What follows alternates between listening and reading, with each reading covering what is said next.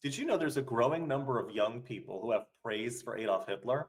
Take a look at this clip over here. It's from a podcast that went viral recently. It's a group of young people sitting around talking about various things. And somehow the topic of Jews, the Holocaust, Hitler, Nazis came up in the discussion. Listen to what they say in this discussion. It may shock you. It may horrify you. Take a look at what they say. We'll watch it first together and then talk about it. But first, hit that subscribe button over there in the corner. We'd love to stay in touch. Check this out. Like the Jews don't want to take accountability. Oh, They don't. That's yes. I'm with you on that one. Okay. That's why I'm with you on they that was one. up to something, so the Germans wanted to take them out. Like payback. It had to be something. Like Germans wanted to take them out, all of them out. They started it. To get somebody Here we go. like, yeah, talk about them. The Holocaust was the only way he can take out a huge population, like a huge amount of Jews all in one setting. But I already know what's going on. Like, I'm not dumb. Like, I know, like, the Jews did something. That's why they sent up here. They're trying to take back, like, they're trying to take back and get repercussions, especially from America, like, from Americans. So they're taking over the government and stuff like that. I'm telling you, how do we take them down? How do we take them down? Yeah. I mean, I had to say it. My bad, y'all. Genocide. My bad. Hitler, he had the plan, but his plan was just too, like, very, like, gruesome, if you can say it. Listen, He said, he had to do what he had to do. But he had to do it. He was like, Listen, he was trying to save the world. I It didn't agree. work out. He did. Listen, he just did I what he mean, had to do. Jews are the reason why the healthcare system and everything around us in the government is collapsing, because they're sitting up here stealing away from the American people.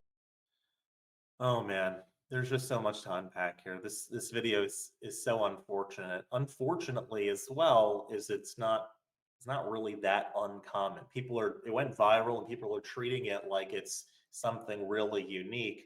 Unfortunately, there's a lot of this going on online lately. So let's start with the actual video itself.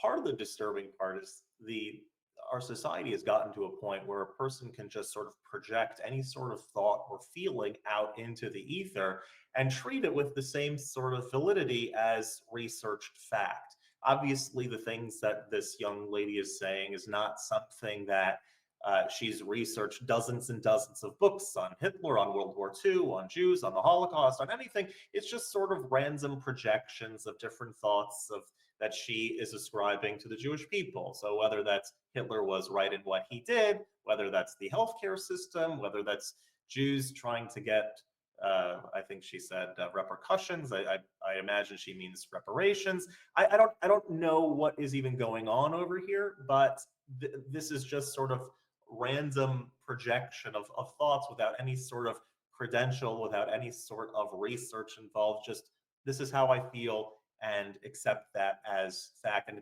should be at least as seen, this opinion should be equally valid and valuable as someone who has an opinion that's based on reality and research. That's number one aspect. Obviously, the content itself is very disturbing, but that's not the aspect that even worries me the most, because unfortunately, like we said, online world, this is not particularly unique. In online world, on social media, on various forums online across the board, this type of discussion, open anti-Semitism, open Jew hatred, just sort of like throwing it out there, is becoming much more common. People who are in online world a little bit, or at least are aware of what's going on, see the growth, and it is very much a scary thing. The part that worries me is more a societal thing for the future, because right at this point in time, online world has not translated into anything in real life.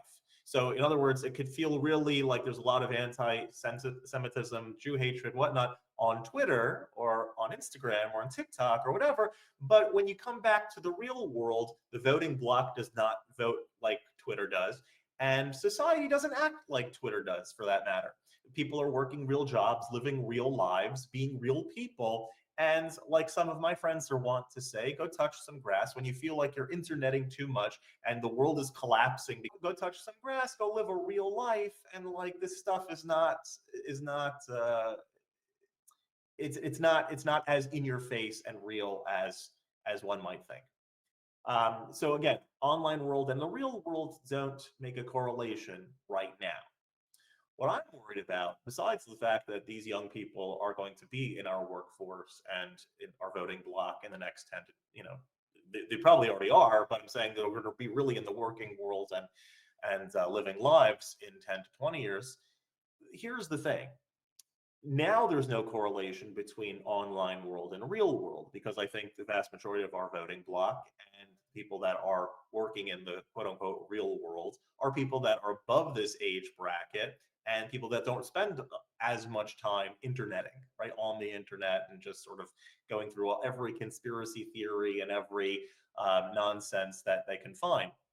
What I'm worried about is that as time continues, the internet is going to be even more involved in people's lives. So think about it, what it was 10 or 20 years ago. With AI and other things, work isn't going to be the same in 10 or 20 years from now as it is now. Going to work is already, you're seeing it means a different dynamic in different demographics, and different things are coming up where the internet is becoming more a part of people's real life. That a lot of work setting is done remotely, is done online, the focus is on your computer, not interacting with real people. We see this amongst young people. We see all sorts of social disorders and struggles that people are having.